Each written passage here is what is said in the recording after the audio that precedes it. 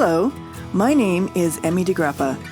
Each week, we bring you stories asking our guests the question why. We learn about passion, purpose, and the human experience. Brought to you by Wyoming Humanities with the generous support of the Wyoming Community Foundation. This is What's Your Why?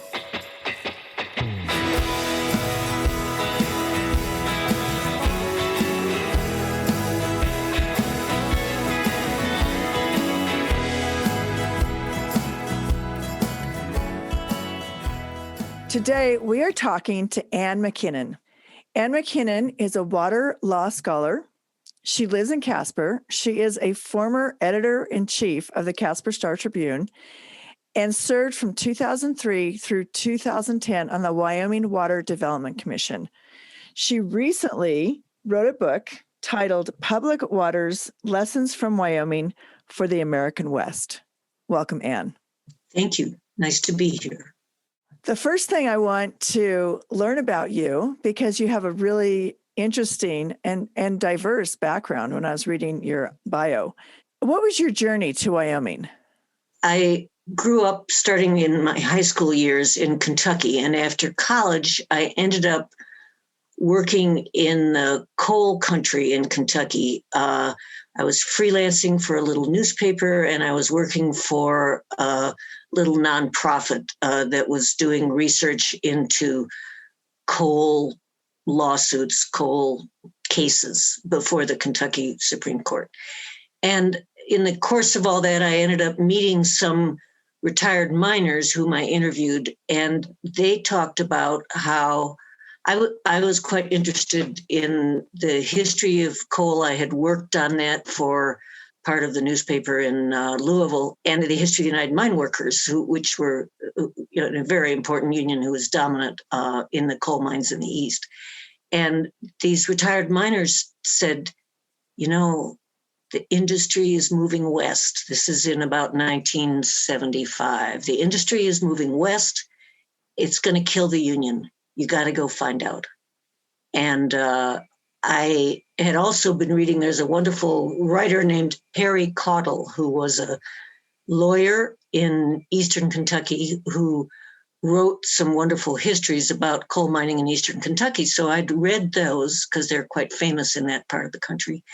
And I thought, I could be a lawyer, live someplace, learn about the place, and then write about it, sort of local history. I'd always been interested in it. I felt like it was really important for people to know the history of their own place. So I left Eastern Kentucky and went to law school, as it happened in Berkeley, California. After a year and a half there, I had an internship in DC, and that was convenient because I had a boyfriend in DC, and I took him to visit my old college dorm, and on the floor was a flyer for jobs after college, and it said, newspaper hiring in Casper, Wyoming. And I was really sick of both my internship and law school, and I knew that was where coal was being developed, just like that retired miner had told me. So I thought, whoa. So I applied to them. They flew me out. This is in 1979 for an interview. I'm not sure. No, never any other time have I been flown somewhere for a job interview. But the Star-Tribune, in the summer of 1979, they had one reporter. They hired 9 because it was the coal boom, and it was a boom in money everywhere, including for the newspaper, because, of course, there was no such thing as the internet yet. So they hired 9 people. I was one of them to cover energy because I wanted to learn more about the coal industry. So I came out to Wyoming for that in the summer of 1979. So that's how I got to Wyoming. I fell in love with it in many ways, and I did leave for a year because I had to go finish law school. I felt I should actually get that degree, but I really wanted to keep doing journalism, so I came back, and I've been here ever since. That is quite a journey. I love that it wasn't law that brought you to Wyoming. No, it was your writing, your passion for history and journalism. And I noticed when I was reading your CV that you sent to me that you started out with a degree in history and literature. Mm-hmm. And then, so why law school after you got a degree in history and literature? Well, as I said, I admired this lawyer who had clearly gotten to know his place, these counties and coal counties in eastern Kentucky really well by being a lawyer there, because it immersed him in what was happening for people there. So that's why I went to law school, was to try to follow that kind of path. And when I came to Wyoming, I was particularly interested to see whether a rural place like Wyoming could do a better job surviving and handling industrialization than Kentucky and West Virginia had. And for them, that started in the 1890s and into the 1920s. And for Wyoming, the really major industrialization started in the 1970s. And just to tie up that story, yes, Wyoming did a much better job because we taxed the industry. So Gillette has had Olympic-sized swimming pools and wonderful schools, and you do not find that in Hazard and Harlan, Kentucky. So that the taxes that were imposed on the coal industry and on oil and gas, which had only been imposed several years before I got to Wyoming, but it made a huge difference. The governor of Wyoming at the time, Ed Hirschler, at the time that I arrived, talked about growth on our terms. And I was so impressed that Wyoming was really sticking to that. It made a huge difference. Okay, so taking that journey from the coal industry to your passion for writing about and learning about and being a historian about water, how do those two intersect? At a newspaper, you end up inevitably writing about all kinds of things. I was sort of an energy and environment writer at some point, and I realized there were a couple of things. There was some litigation starting up in the mid-1980s in which Wyoming and Nebraska were fighting over the Platte River, and they spent, I can't tell you, but tens and tens and tens of millions of dollars on this litigation, which went on for not quite 20 years, but close. Part of that, it was the North Platte. Well, Casper's on the North Platte. I could see the North Platte. And where I grew up, which was on the Ohio River, this would have been a creek. I mean, I was like, what? What, you're going to spend this kind of money fighting over this amount of water? So then also I was covering the legislature starting in about 85, I think. I got sent down there to Cheyenne in the winters for the legislative session. I covered the agriculture committee, and they were a pretty boisterous bunch. And when the state engineer walked in, everything was silent. And it was, what do you need? What do you want? So I was like, a state engineer, what is that? And what is this about? And I could see there was a lot of passion about water. So I went to see the state engineer. His name was George Christopoulos, a wonderful guy who had been working for the state engineer's office for a long time, before he became the state engineer. And I started asking him about water and what the issues were. One of the other issues at the time was whether or not Wyoming was going to create what they called an in-stream flow right, which again, what's that? So George he did talk to me and explain some things to me, but he also handed me two beautiful calf-bound books from 1890 and 1892, written by Elwood Mead, who was the first state engineer. And I always liked history. I'd done my research in college on manuscripts from the 16th century. So this was the right thing to give me. And it was perfect to send a reporter off with these two books to read. Well, they got rid of her. So, and Elwood Mead happened to be quite a beautiful writer. So they are very readable reports. I keep copies of them around. And that got me increasingly interested. But again, it was also the contrast between the place I grew up. Before Kentucky, it was in Chicago, right on the shores of Lake Michigan. So, the Midwest, tons of water. The problem was floods. And then this, which was completely different. And also, as it happened, the Elwood Mead, he came in his 20s and came to Wyoming after he'd been working in Colorado. It was his first job out of engineering school. And he thought that how water was managed in Colorado was kind of a wreck. And he came to Wyoming and thought he had a sort of a blank slate to write water law. Well, he grew up also on the Ohio River, a little further upstream from where I grew up. But he had that same, I think, shock when he came from that very wet, humid, lots of water place to these places with a lot less water. And he wrote about the importance that managing water was going to be the only way, if you managed it properly for the public good, it would be the only way to create a stable society. And I found that quite intriguing to think about it that way. Well, who are your biggest influences in understanding water in a bigger picture, not just Wyoming, but in terms of how it affects climate change and how it's affecting our world in general? Well, there are, I guess, two main things. I mean, there was wonderful people in Wyoming who explained a lot to me. George, his successor, Jeff Fassett, the guy who was running the Bureau of Reclamation Wyoming office at the time, John Lawson.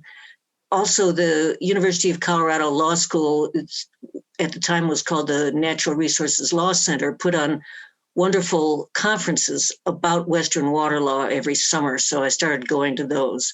I did go back and finish law school. I said that, and then I came back to Wyoming and, kept going to those kind of conferences when I could.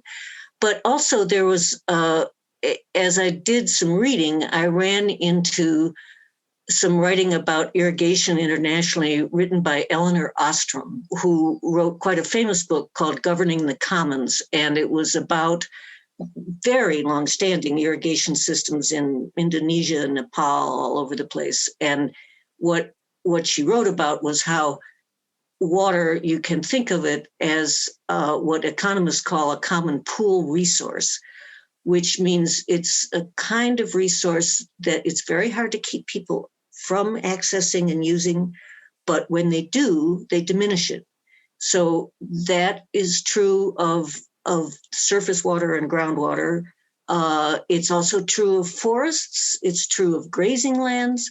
And if you think of it in kind of reverse order, it's true of our atmosphere, that it's hard to keep people from affecting it with pollutants that create climate change, but it makes a huge difference when they do affect it.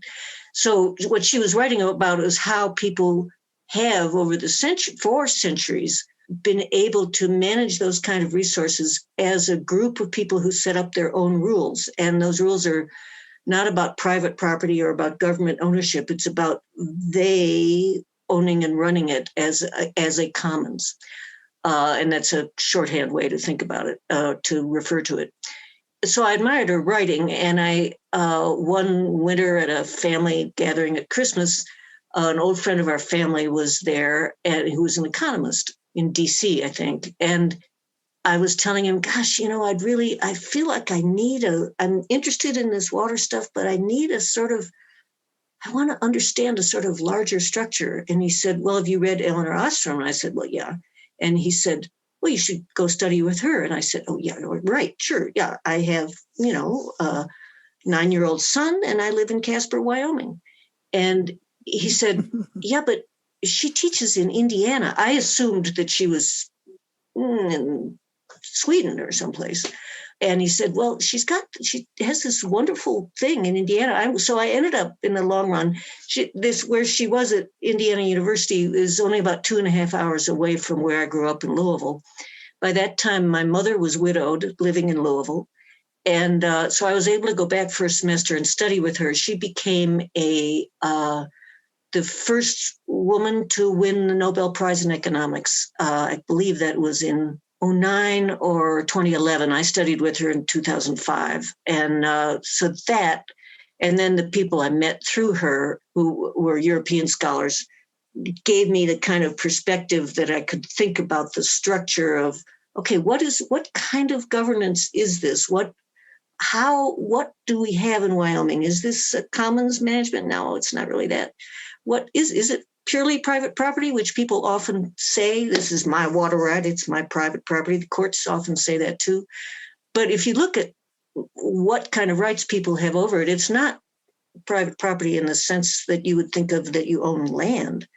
So it was really interesting to work on. But what really interested me the most, it was great to have that sort of intellectual framework, but what interested me the most is the people in Wyoming talking about it, thinking about it, making decisions about it, learning about how they thought. I went to innumerable meetings, and I can describe some of those a little more. So all of that, it was really fun to be in the midst of and try to understand how people thought about it. Just thinking about your career path and your journey and writing this book, where did you have time to work for the Casper Star-Tribune? Where did that fit in? Oh, well, so when I came, covering coal and energy, and I worked there from 79 with then a year off to finish law school, and then until 1995. So I was there for 15 years. I only started working on this. I was covering water for them, but I only started I started writing columns about it and stuff after I left the paper in 1995. By then, my son was 3 years old, and I didn't have any chance of working on this stuff when I was either reporting for or running the paper. Well, another interesting thing that keeps coming to mind is the fact that you are talking about working in energy. And I think that is a male-dominated field. It was. It's less so now, but it was, yeah. Right. So what was that like?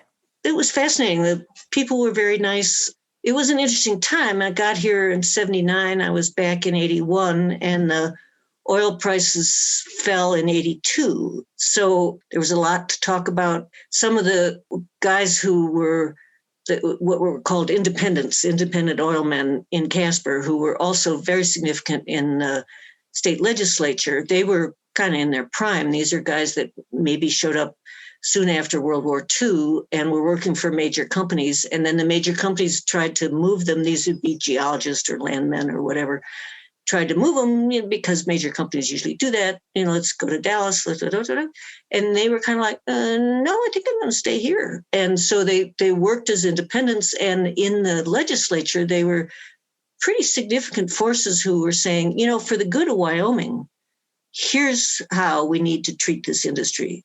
Not for the good of the industry. I mean, yes, we want the industry to keep happening, but here's a way for the good of Wyoming to benefit from the industry. They were very thoughtful and effective people who were, most of those guys, Morton, Strook, they're gone now, but they were quite significant at the time. So I did have one experience, if you're interested in this question of being a woman covering the industry. One of the most interesting things for me that first year I worked for the Star-Tribune was there was a strike at the refineries by the oil, chemical, and atomic workers. So I was covering that both here and down in Sinclair. And as I was talking to the lawyers, I had just taken a course in labor law. But to them, I was this girl reporter. So they said things about what was going on, including, well, we're at an impasse. Well, that is a very particular term in labor law, which I knew. But so I was like, oh, yeah, we're at impasse. And so what? Da, da, da, da. So I never said, yeah, I just took a labor law class. And it was quite a pleasure to then write a story that they were pretty clearly like, oh, ooh, she knew what that was. Oh, yuck.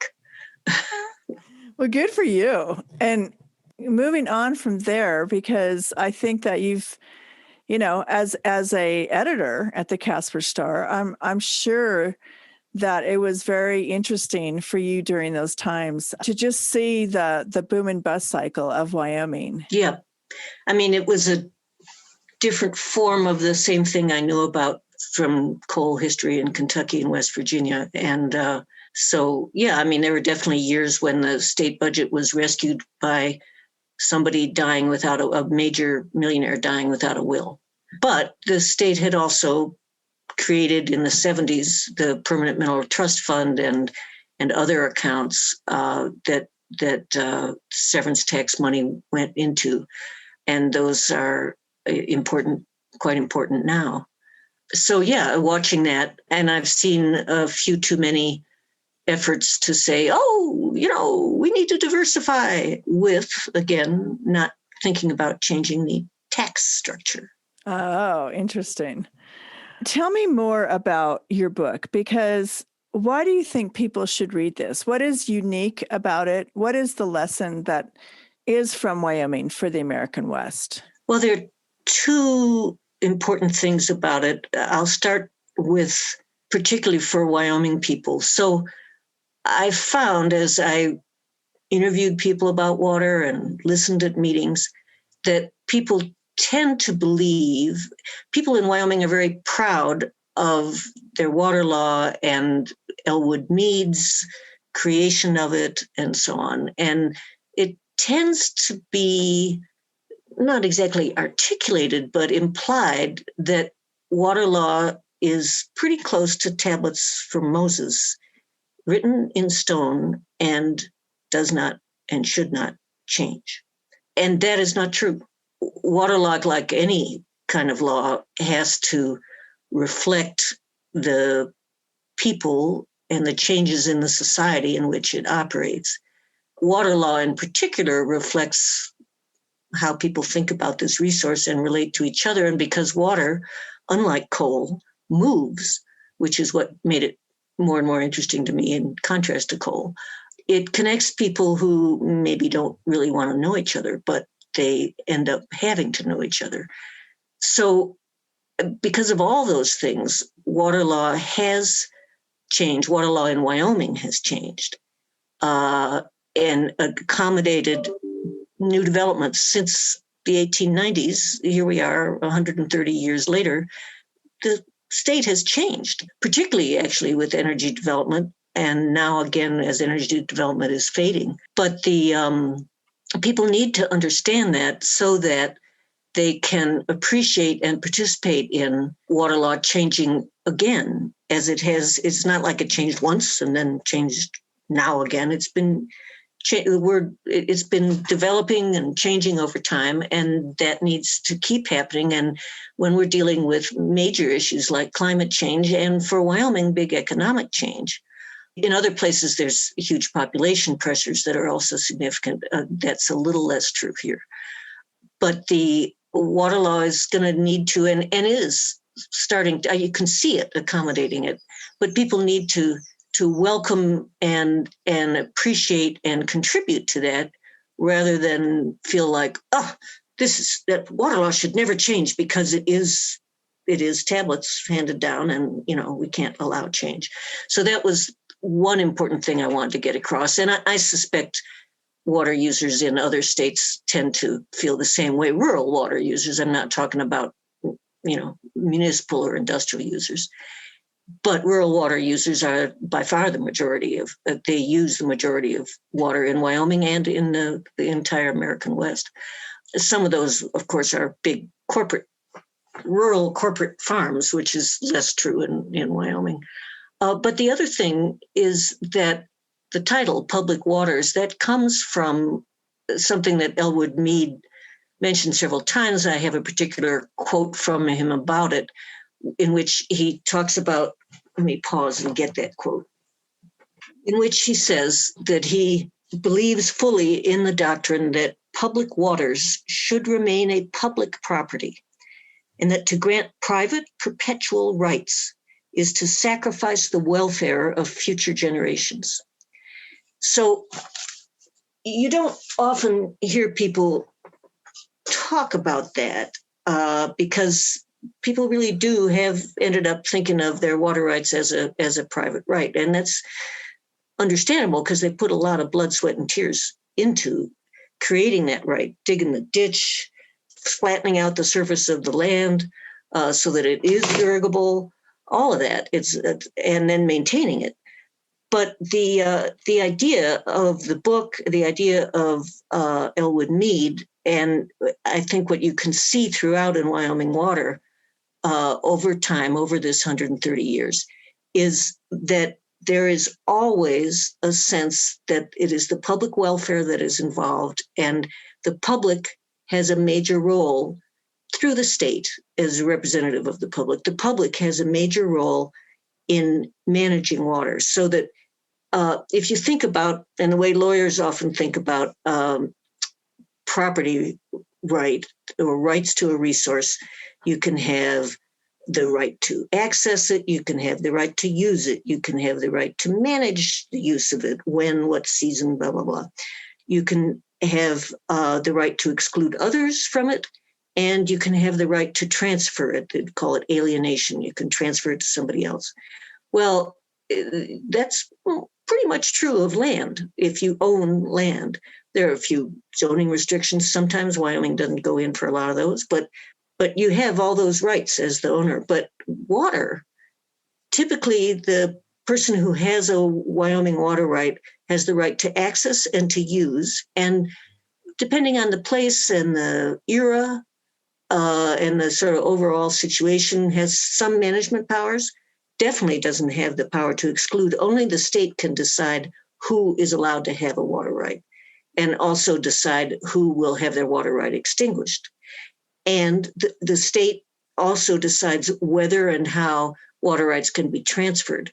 So that level of public, of state ownership of the water, which all the Western states talk about state ownership of water, but Mead particularly wanted to make that concept come alive, and he did it in a variety of ways, but including that you had to get a permit to, and then have it a right inspected, and you had to put the right to a beneficial use, and that had to be verified, and so on. It ebbs and flows, the presence of the public and the awareness of the public rights, but interestingly, in recent years, I think people are sort of more and more aware of that as we're involved in interstate conflicts, including the one that I mentioned.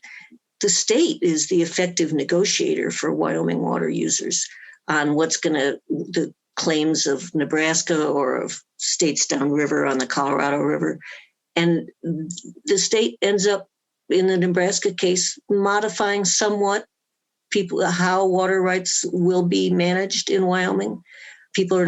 Some people will not get as much water as they used to, but it's worth it for the overall settlement and for the overall public good. Yeah, so I think that's those two things. I think that people in other Western states need to think about it, that they need to really look into the history of their own place, particularly places like Colorado and California have had big growing economies, population, and major investments. And so those major investments in water infrastructure. And so, big federal projects and so on. And we have a couple of those, but nothing like you'd see in California. So that sometimes sort of obscures how people are dealing with water on this sort of local rural level. But I think if you look at that, you will find this understanding all the way through that water is not like land, and it carries this weight of the public welfare in the allocation of it. And so people have to, in the end, think about that. They have to expect that the public welfare is one of the considerations that is going to affect their private use of water. And I think similarly in other states, they need to be aware that water law has changed and will change. And I think it's important it's wonderful how many new people and women are coming into working on water resource issues.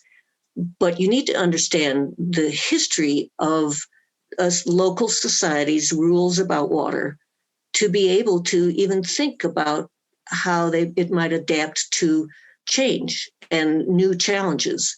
Because, people, it's incremental mostly how people change, and they need to feel the connection to their tradition and understand the need for the change and be able to make that change. And so if you're a bright young new person working on water policy, you too need to understand where some of those rules came from, what the why was, as you would say in your podcast, and then be able to talk to people to figure out if there is room for change and need for change in response to some of the challenges we have today, like climate change. My last question to you, Anne, is this a book that is more a scholarly journal on on water and how it affects the American West? Or is this something that I should be thinking about when I go and turn on my water in my house every day and consider the luxury of turning your water on, every day?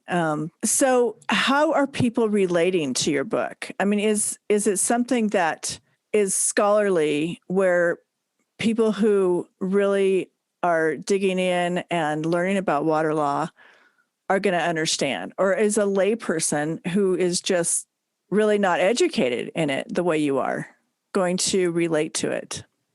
It's meant to be for lay people. I feel that one of the ways to talk to people is about their history, and particularly in Wyoming, we love our history. And so it's full of names and stories about people, where they lived, who they married, where their ditch was, what kind of fight they had over what. It's not actually full of fights, but what kind of issues and challenges were brought up. So it's meant to be, I wrote a PhD thesis when I was working on all this, and nobody reads those. You can't, they're totally unreadable. And so this is meant to be something that people in Wyoming will read, because it's an important part of their history. It's not for technical people, although I think lawyers and engineers, it would be good for them to read it, because several of us said to me, oh, if I had known that history, it would have made a big difference to what I did about X. So it would be good for them. And I cite cases in the footnotes and stuff, but you don't have to hear about that when you're just reading the book.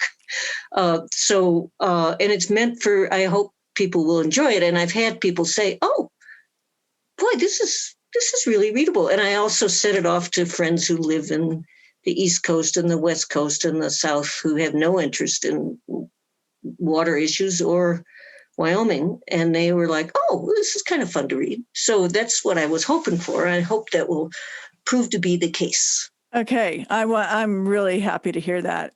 Tell us where you can find your book.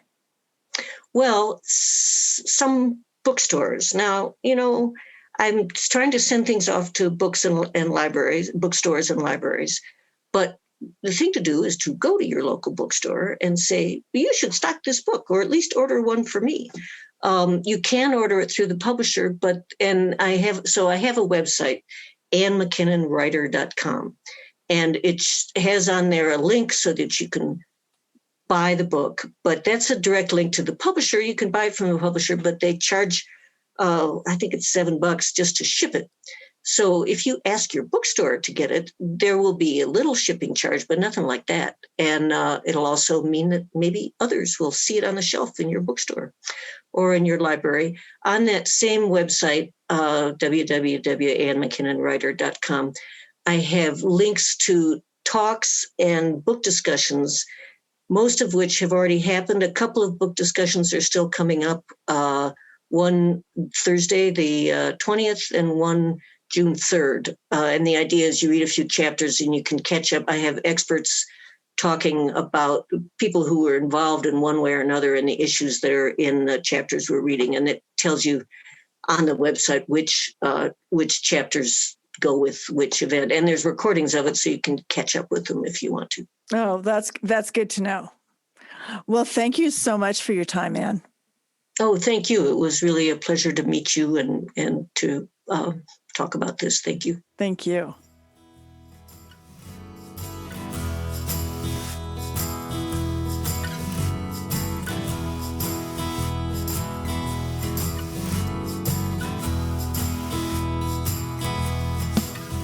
Thank you for joining us for this episode of What's Your Why? Brought to you by Wyoming Humanities with support from Wyoming Community Foundation and generous supporters like you. To learn more, go to thinkwhy.org, subscribe, and never miss a show.